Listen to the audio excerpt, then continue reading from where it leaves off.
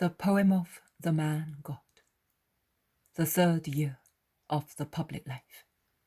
Chapter 387. Towards Engedi.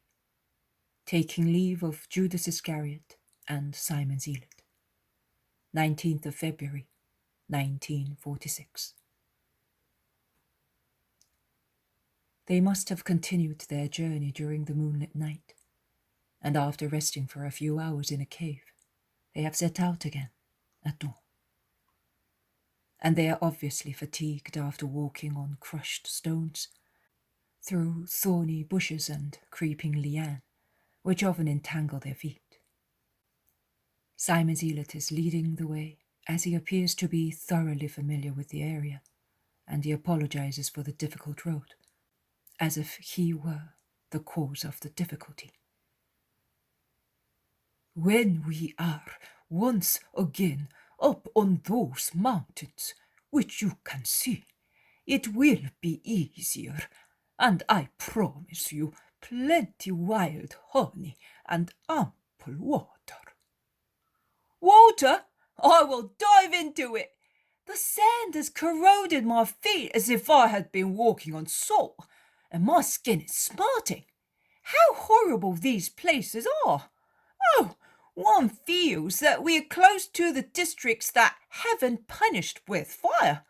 The stench is still in the wind, in the earth, in the thorns, everywhere, exclaims Peter. And yet, it was once beautiful here. Is that right, Master? Very beautiful indeed. In the early centuries of the world, this area was a little Eden. The soil was very fertile and rich in spring waters, suitable for many purposes. But they were so well arranged that they were a blessing. Then, the disorder of men seemed to affect the elements, and it was the end. The wise men of the heathen world explain the dreadful punishment in many ways. That is, in human terms. At times with superstitious terror.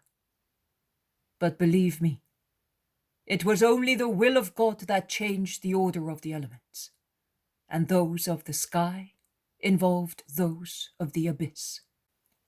They broke loose, clashing one against the other in malefic turmoil. Thunderbolts set on fire the bitumen that the open veins of the earth had scattered everywhere in great disorder. And fire from the bowels of the earth, and on the earth, and thunderbolts struck the earth, which was shaken in dreadful convulsion, and burned, destroyed, and corroded acres of ground, which were previously a paradise, and turned it into the hell that you now see, and where existence is impossible. The apostles are listening carefully. Bartholomew asks, "Do you think that, if we could drain the dense, salty water, we would find the ruins of the punished towns on the bottom of the Great Sea?" Certainly, and most intact, because the muddy water acts as mortar on the buried towns, but the Jordan has spread a great deal of sand on them, so they are buried twice, that they may never rise again. The symbol of those who, persisting in sin, are inexorably buried by God's malediction, and by the overbearance of Satan, whom they served so keenly in this life. And did Mattathias of John of Simeon seek refuge here? The just Hasmonean, who is with his son, the glory of Israel? Yes, here, among the mountains and in the deserts. And here he reorganized the people and the army, and God was with him. But at least it was easier for him, because the Hasidians were more just than the Pharisees are with you. Oh, it is easy to be more just than Pharisees. Even easier than it is for this thorn to prick me and stick in my leg. Look here, exclaims Peter, who, while listening, did not look where he was walking and is entangled in a thorny bush, which has made his leg bleed. There are not so many up in the mountains. See how they are already thinning out, says Simon Zealot, comforting him. You know the place well.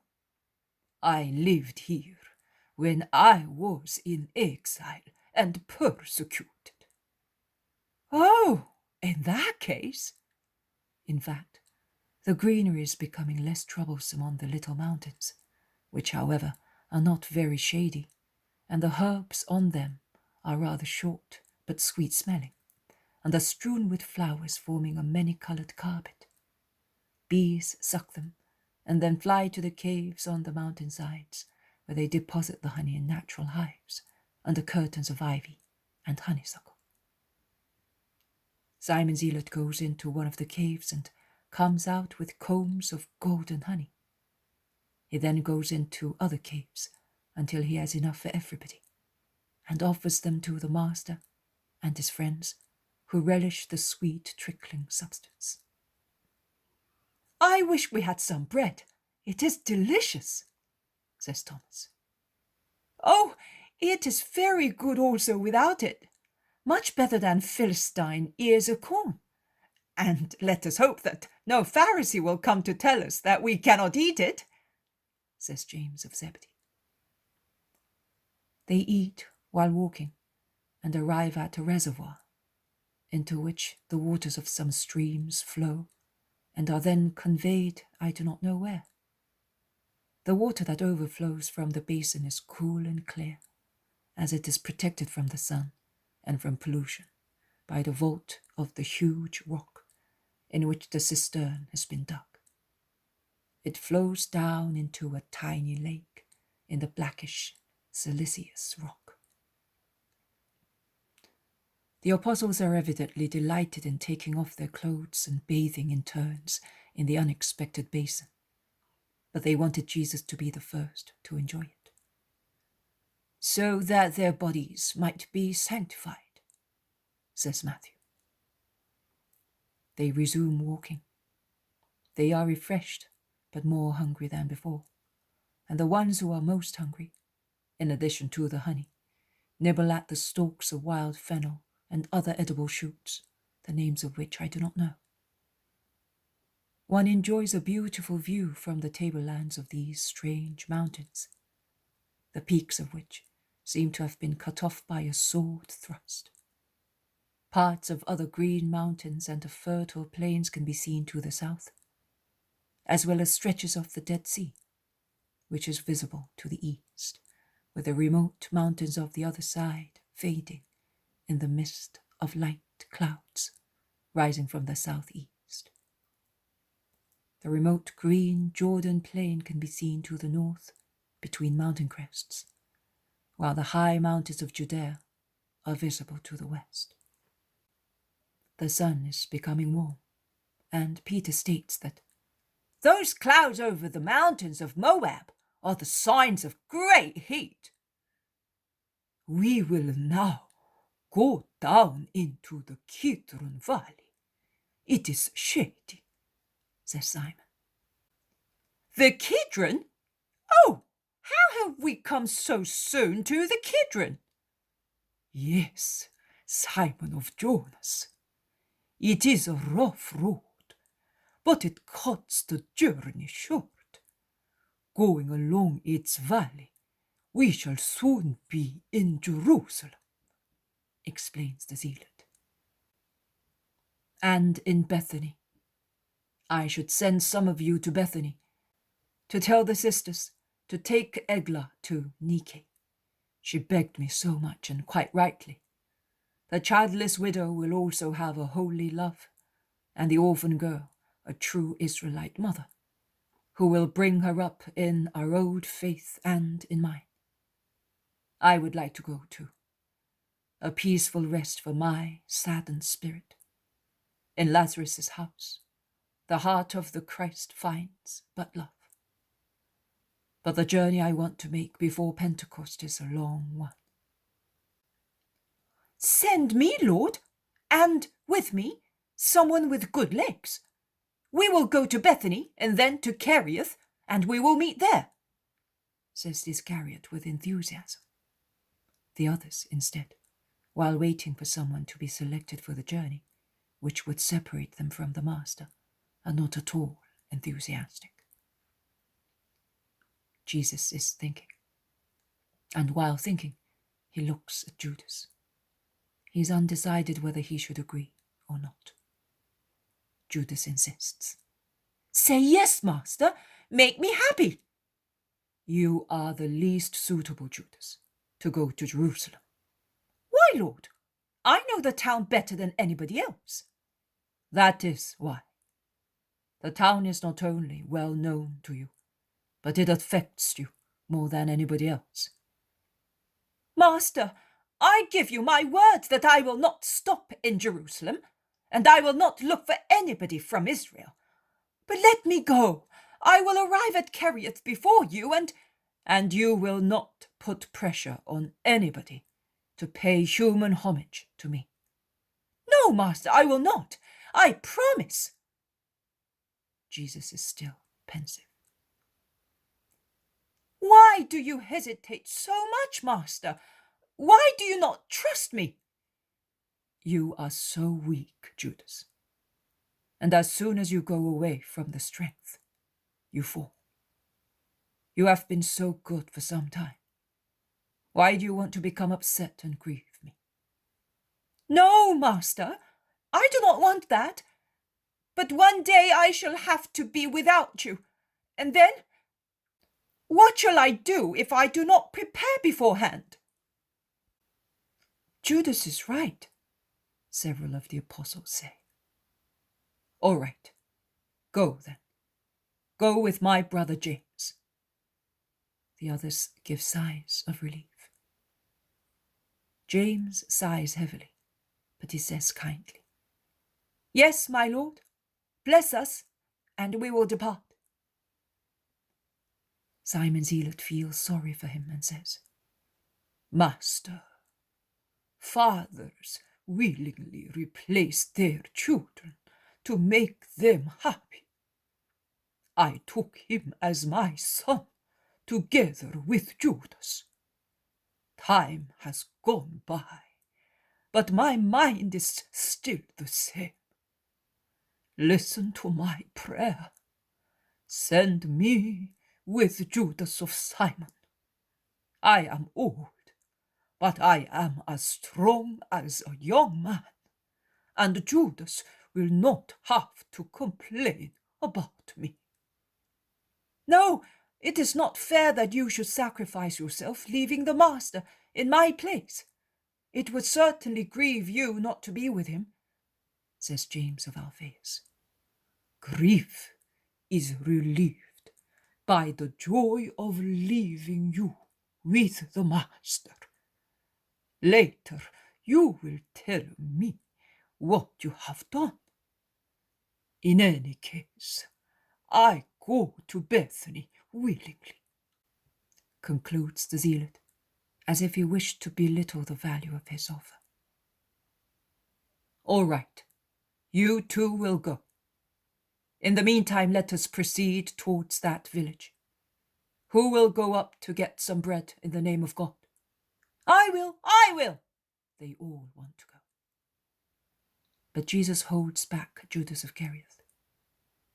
When they have all gone, Jesus takes his hands and speaks to him face to face. He seems to be wanting to instill his thoughts into him, influencing him to such an extent that Judas may not have any other thoughts than those wanted by Jesus. Judas, do not harm yourself. My dear Judas, have you not been calmer and happier for some time, free from the burden of your lower ego, of the human ego, which is so easily at the mercy of Satan and of the world? Of course you know that you have. Well, Protect your peace and your welfare. Do not injure yourself, Judas. I can read you.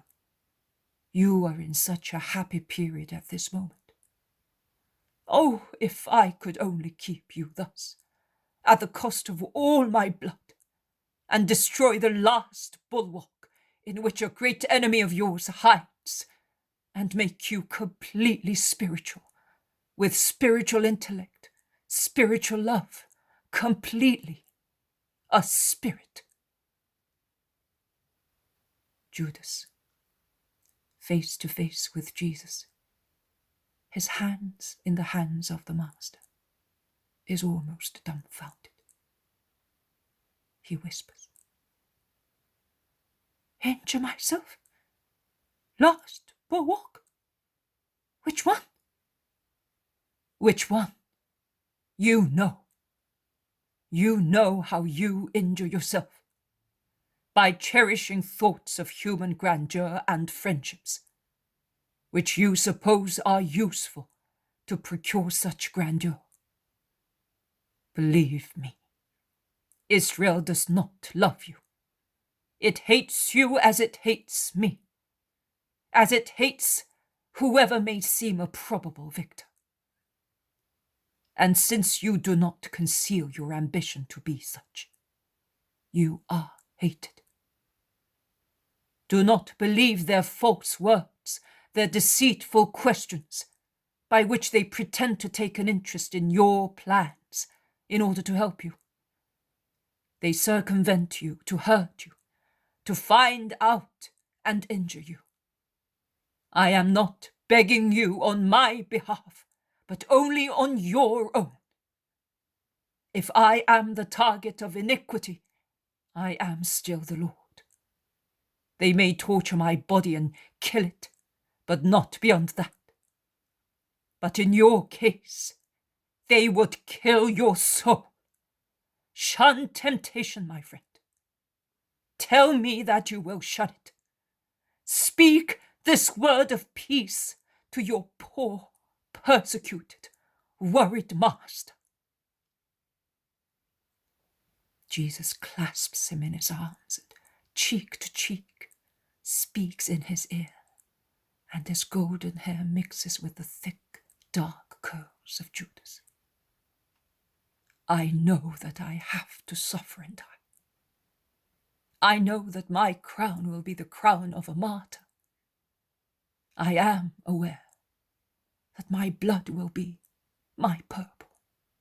I came for that. Because through such martyrdom, I will redeem mankind.